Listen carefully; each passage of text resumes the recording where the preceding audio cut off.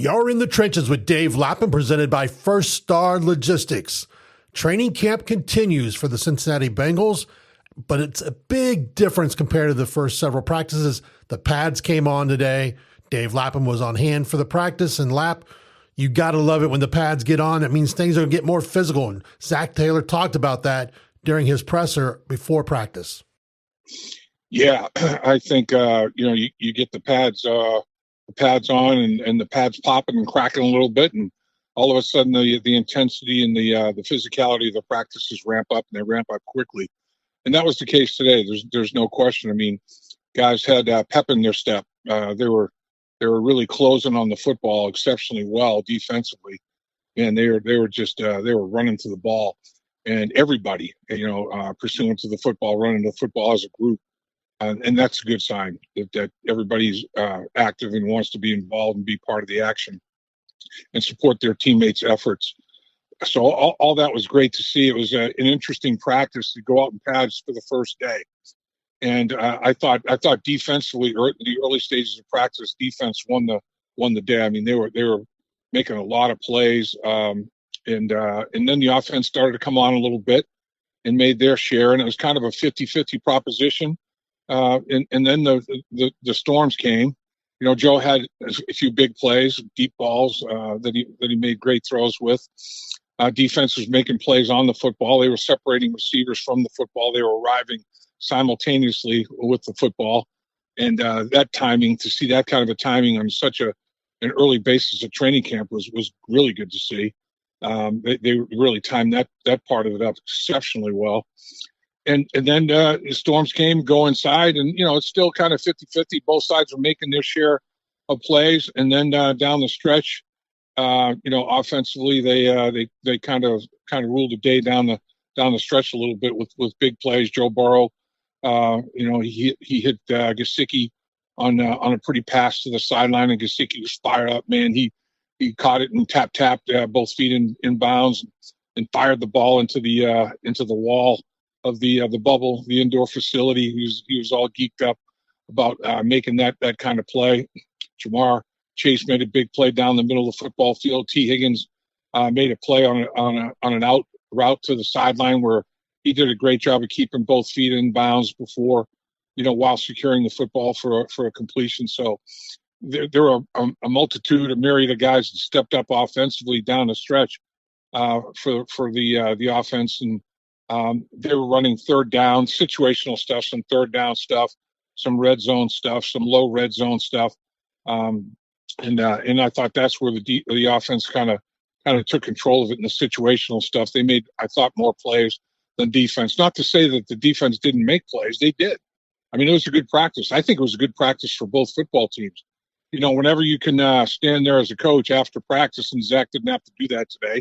There was no presser after practice whatsoever.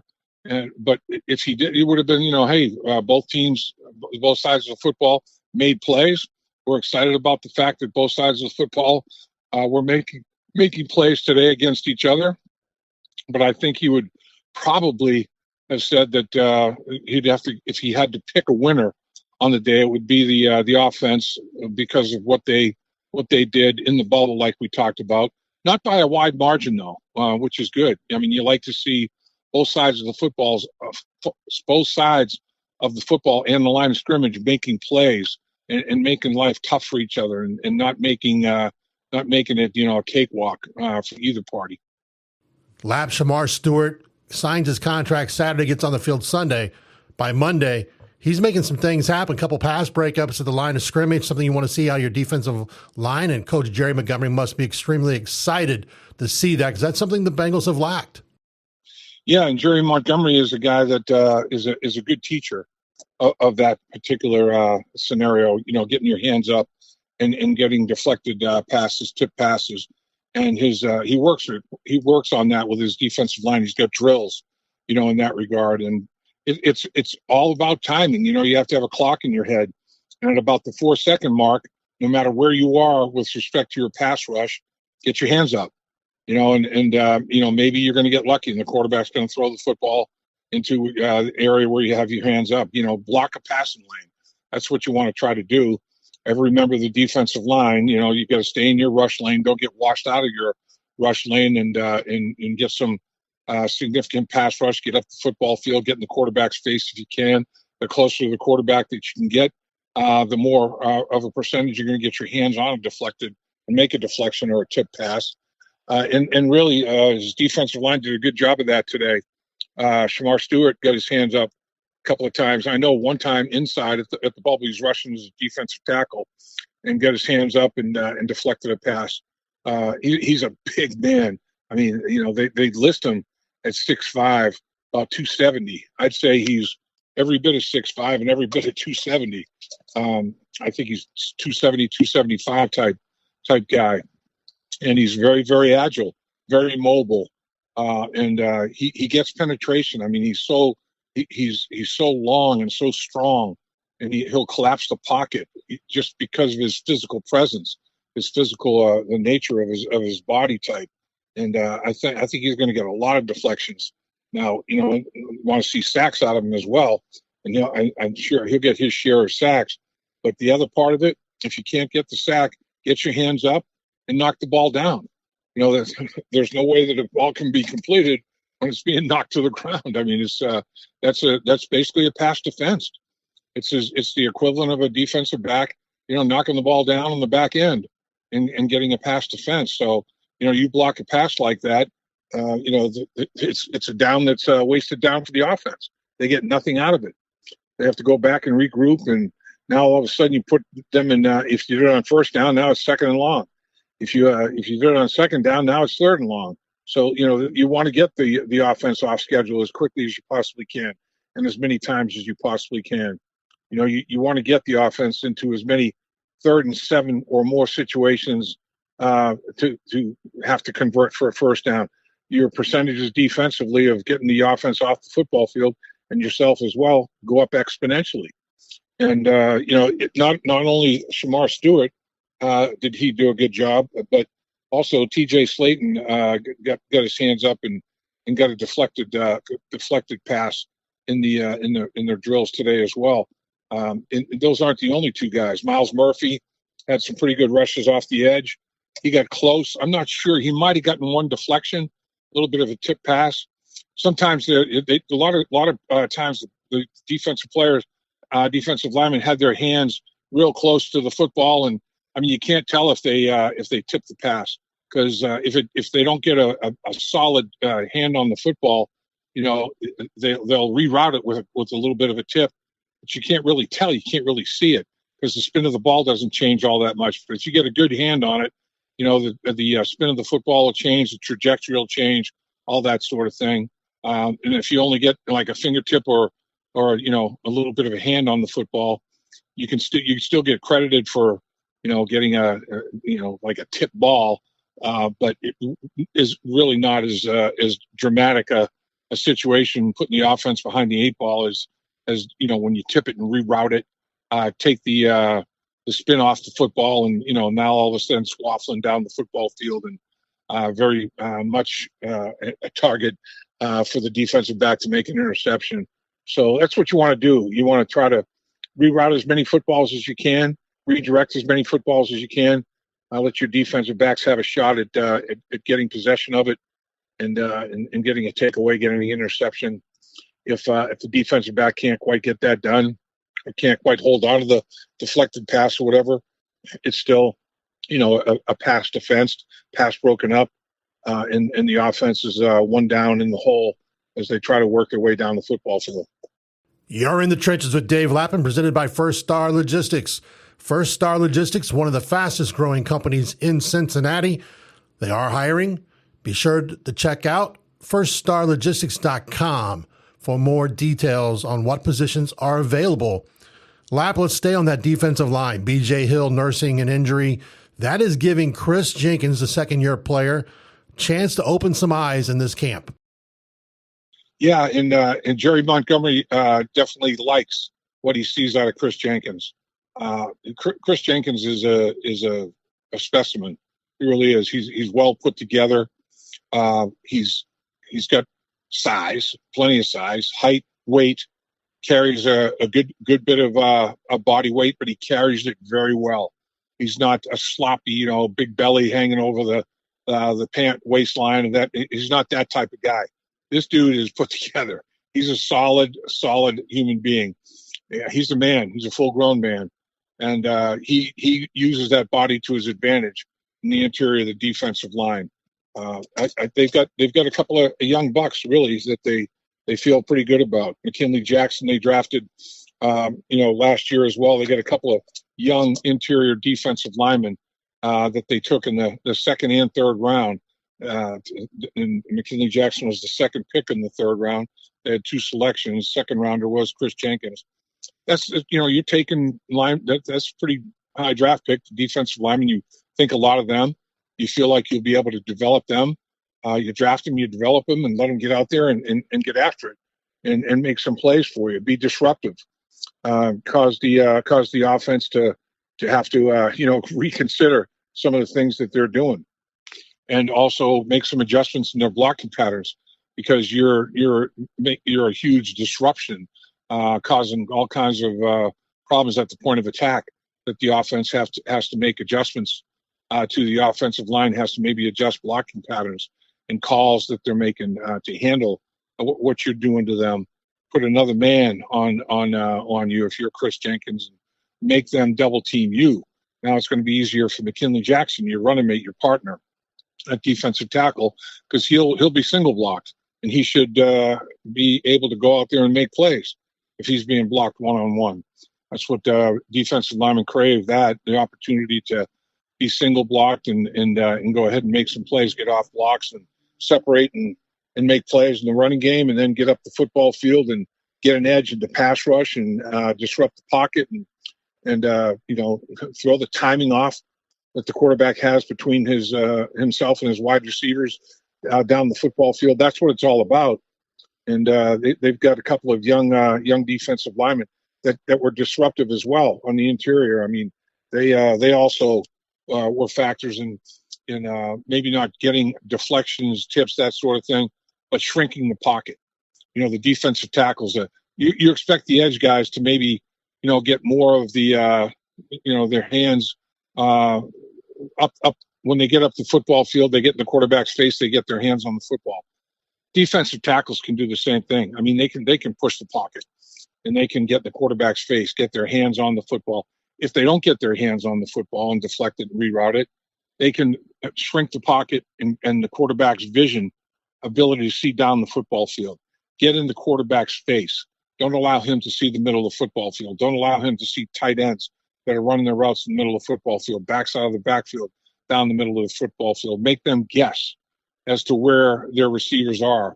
Don't let them see where the receivers are. Make them think, he should be in this vicinity, and then they release the football and the receiver's not in that vicinity.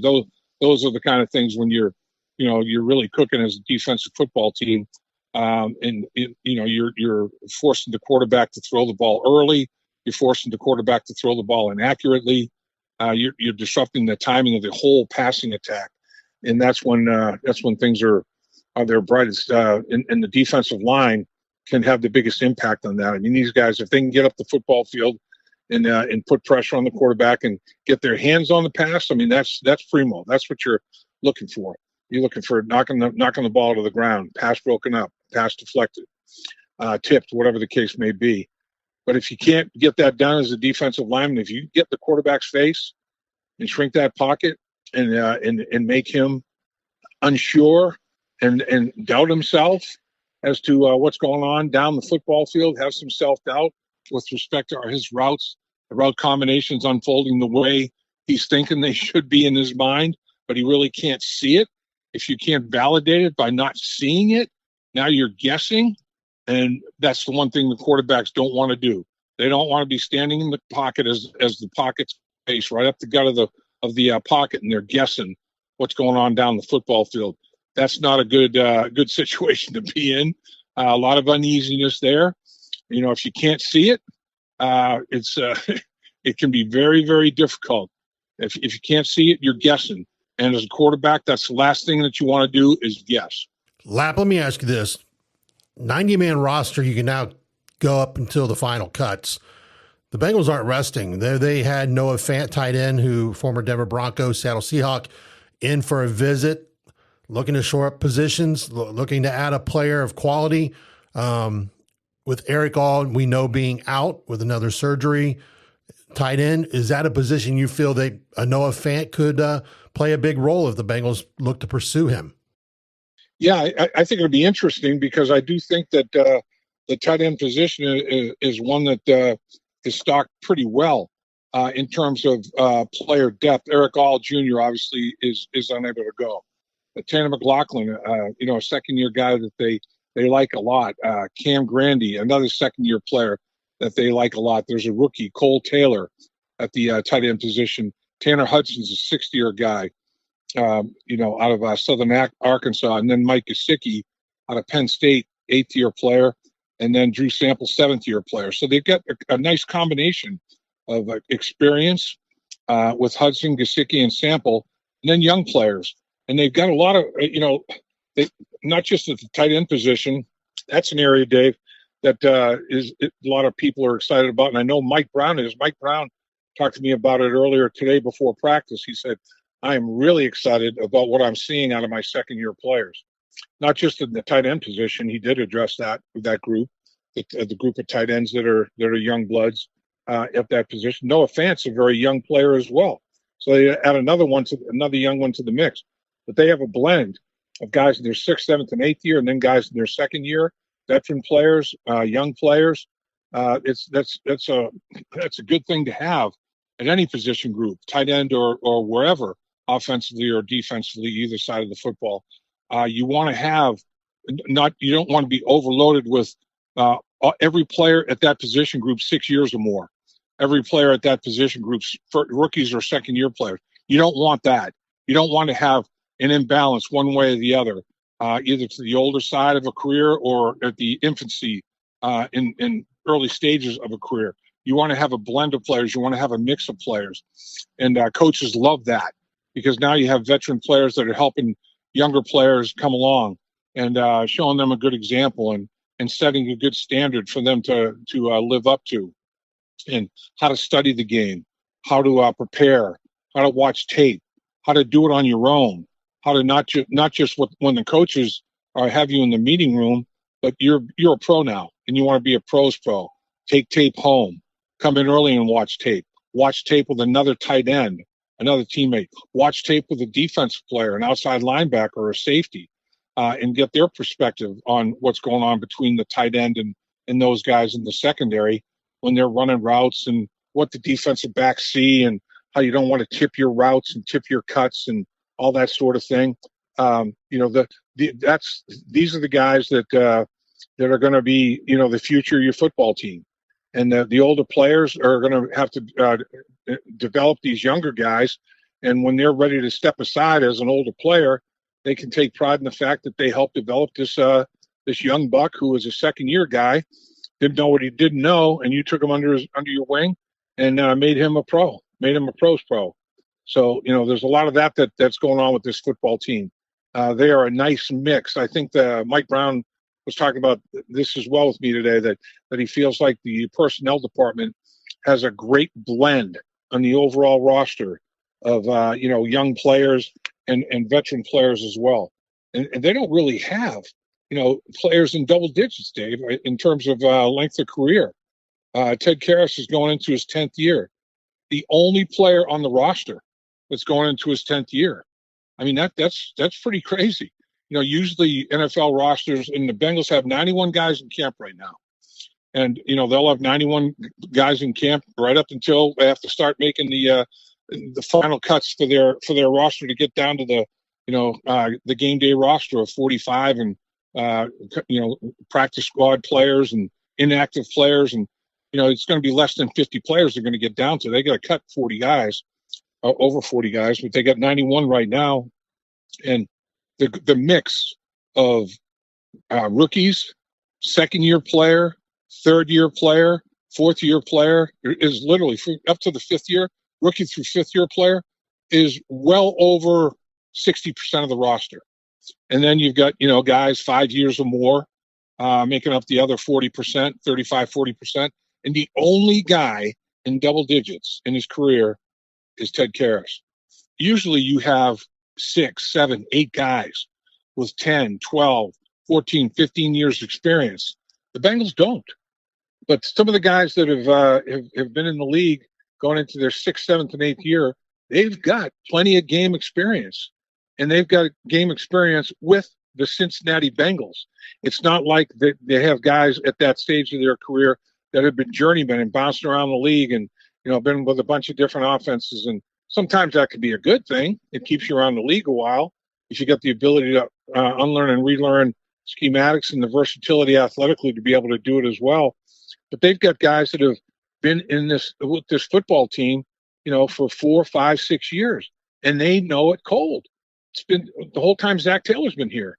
Zach Taylor's been here 5 years, going into his 6th, I believe it is. And a lot of these guys have been here with Zach Taylor from day one. I mean, he's indoctrinated all of them. He's brought them all into the league, and some of the guys he's brought into the league are in their 4th, 5th, or 6th year, and he knows exactly what they are. He knows what they can do. He knows what they can't do. They know what he expects of them, and they know what they should not be doing to be a player on Zach Taylor's football team. And then 1st, 2nd, 3rd year guys, they're still, particularly 1st and 2nd year guys, they're still trying to get it figured out, still trying to understand exactly what Zach Taylor and his coaching staffs want, how they want it done, why they want it done that way. So there is a very, very good mix of players and younger players learning from the older veteran players that have been around the block more than once with Zach Taylor's way he does things in the National Football League with the Cincinnati Bengals. So I think it's a pretty healthy thing, the roster that they've got. I like the diversity of the roster. I like the youth, the overall youth of the roster. And, it's not like if you're a young player, you can't play. It's not that way. They don't have a bunch of, the 2nd, 3rd year players that can't play. They don't know what they're doing. They've done a pretty good job of getting them ready to play, and there's still meat left on the bone. They've had a role in their 1st, 2nd, 3rd year with the Cincinnati Bengals, and they're trying to expand that role in their later years, and they want to be around for at least 7 or 8 years with the Cincinnati Bengals as a veteran player. And I like the mix of this roster. I think it's a healthy thing. Yeah, hard to believe this is going into Zach Taylor's 7th season, and hard to believe 6th season for Joe Burrow. It just seems like he got here just a year or two ago. It does, yeah, and it's okay. So it's 7 and 6 for Burrow with Zach Taylor. It does seem like they just got here together, but Joe Burrow, it's for as few years as he's been in the league for a quarterback. He hasn't been in the league a ton. I mean, he's experienced. Don't get me wrong. It's not like he's a snot-nosed young rookie quarterback that doesn't know what he doesn't know. Joe Burrow understands the National Football League. He understands Zach Taylor's system. He understands how to utilize Zach Taylor's system to take advantage of schematics in the National Football League. He understands NFL coverages. He understands NFL blitzes. He understands adjustments he has to make at the line of scrimmage, getting out of a bad play into a good one. He understands how he has to change protections to give himself a chance to make some hay throwing the football down the football field to the group of receivers that he has. But Joe is, like we talked about, a lot of 6, 7, 8 year players. Joe is in that category. He's in that category of a veteran leader that the football team looks up to. Jamar Chase, T. Higgins, these guys are all in that little time frame of their career where they are getting immense respect because they've made it. You make it as a rookie, and that's an achievement. You hope you just make the football team. That's the first thing you want to do as a rookie. Make it. Now, okay, I've made it. How much playing time can I get? Am I going to be a situational substitution guy? Am I going to just be I'm in on these few packages? Or you're going to work your way up to a guy that is going to be in a rotation. It's like every other series you're going to be in there. One starter, one series you the next. Or then you work your way to be the starter. And the other guy becomes the second series guy. And then you work your way to being the full-time starter. and the other guy is just a backup who's ready to play in case you get injured or in case it's not going well for you that particular day. So they have a lot of players that have worked their way up to that status, starting high caliber starting players in the National Football League. Some of them have already been, awarded at the highest level for their performance, awarded and rewarded. Pro Bowl, MVP candidate. It's Joe Burrow's that echelon, that upper tier, that upper crust of player. So is Jamar Chase. T. Higgins is as well.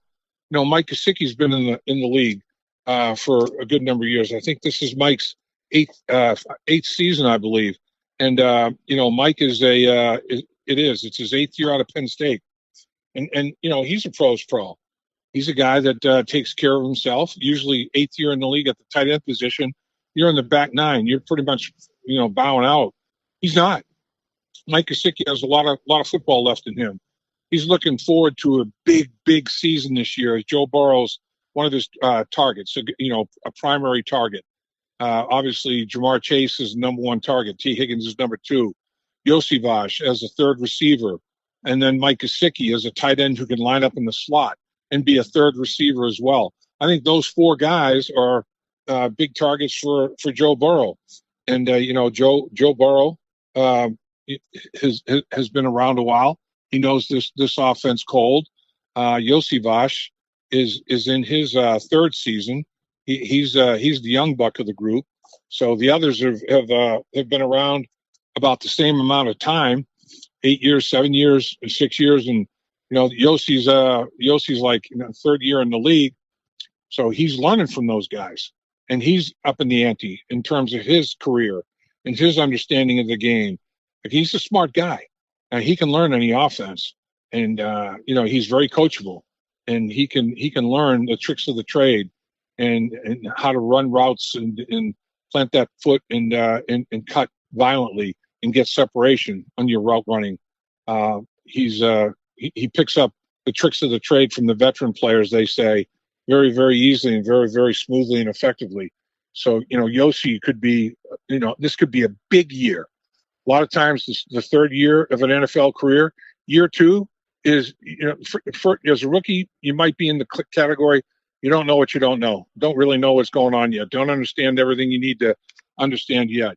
Then the 2nd year comes and it's like, all right, now I'm going to carve a role out for myself, like we had talked about earlier. 3rd year, now you're looking to expand everything that you can do. And, the horizon is like, it's endless. There's, you can put yourself in a situation where the only person that can stop you from achieving at the highest level possible in the National Football League is yourself. Because, the coaches have developed you, your teammates have helped you develop. Now it's up to you. You got to go out and make plays. Got to go out and take advantage of opportunities. And that's where Yossi is, and a lot of other, 2nd, 3rd, 4th year guys are on this football team. And Dave, that's the exciting thing. As I look up and down the roster, I mean, there are a ton of 2nd year players on this 90-man roster. A ton. And let's say, 90-man roster, it's that, that's not going to help on game day. A lot of these guys are going to be long gone. But, there's a lot of 3rd year, 4th year, 5th year.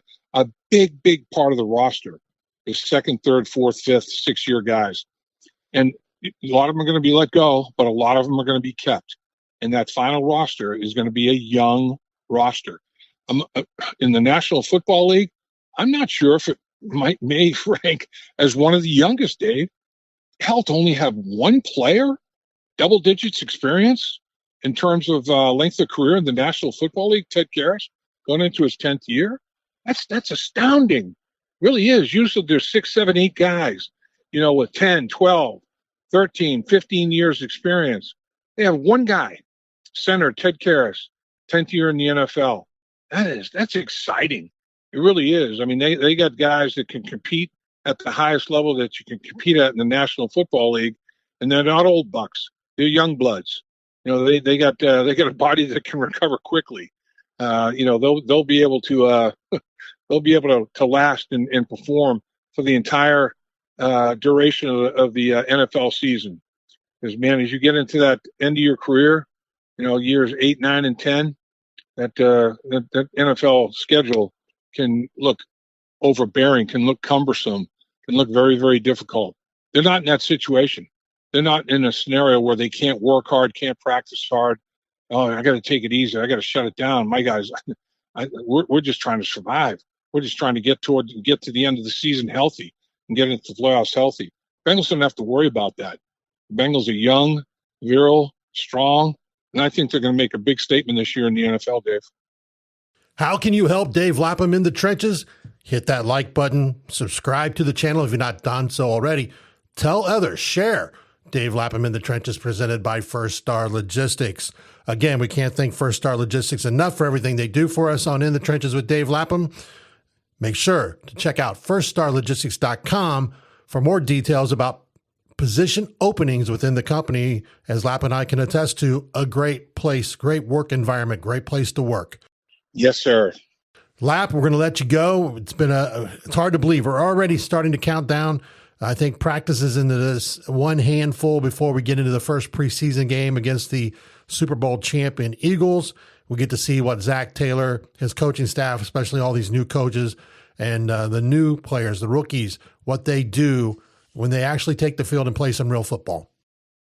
Yeah, there's no doubt about it, Dave. And like we're saying, I just admire the situation that the Cincinnati Bengals are in, because they are. I think they're a prime candidate. I think they're one of 3 football teams that can win the Super Bowl, and I think they could run the table in so doing. I really do. I think they could run the table in the regular season, and to run the table in the AFC North is no easy task.